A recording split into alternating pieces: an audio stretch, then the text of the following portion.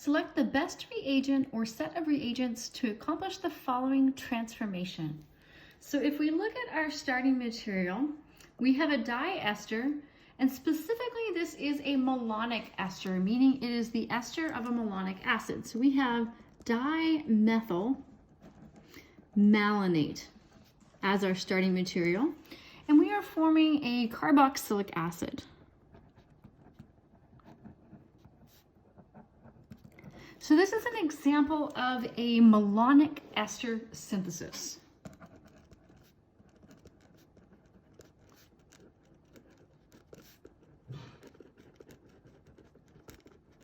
So when we have a malonic ester like this, so we can draw again this ester.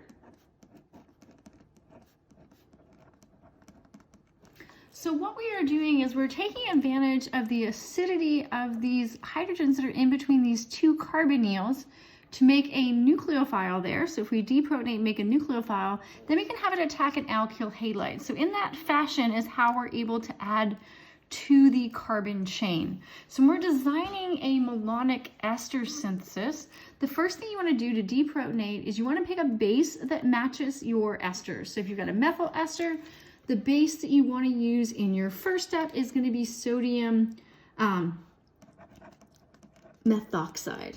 Okay, so that's going to be the first step. So what this is going to do is it's going to remove one of these hydrogens to give you the enolate.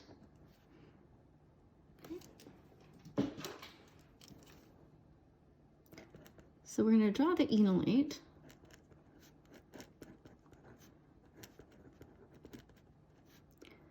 So there we have it. And this goes pretty far in the forward direction because these are more acidic than the methanol byproduct they're going to make here.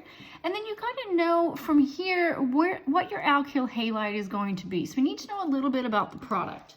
So in your product, one of the carbonyls is going to come from one of these two esters, and you're also still going to have this carbon. So the carbon that's attached to that is also coming from your dimethyl malonate here. So that means that this portion of the molecule is what's coming from your alkyl halide.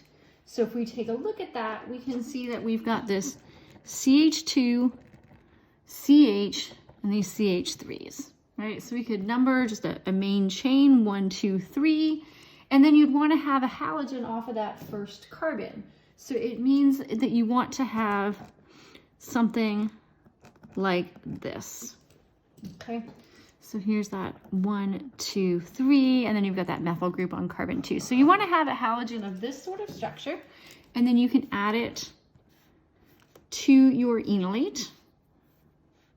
All right, so what will happen is your enolate will attack that carbon where your halogen is and kick that off. So this will give you the substituted malonic ester.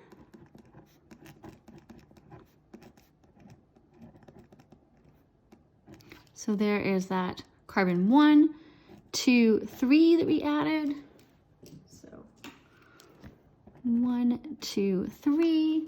All right, and then to get to this final product, you're going to heat this up with aqueous acid. And what this is going to do is it's going to hydrolyze your two esters and decarboxylate. So this will do hydrolysis and decarboxylation. Okay, and so we've seen that on previous videos. What I can do, I guess, to show, let me go down here and draw first the hydrolysis product. All right, so this is your hydrolysis product is going to give you your two carboxylic acids, and all I did was just kind of re-angle one so we can do the decarboxylation. And so when you decarboxylate, this is what's going to happen. So you're going to have the pi bond of one of the carboxylic acids attack the hydrogen of the other, and then these electrons come down. So we're forming CO2 here, once we break that off. And so that's what's going to give you to your carboxylic acid. So losing CO2 in this step. Okay, and so we want to pick out the conditions that match this. So we're looking for sodium methoxide, and then the appropriate alkyl halide, and then aqueous acid hydrolysis. So the option here is D.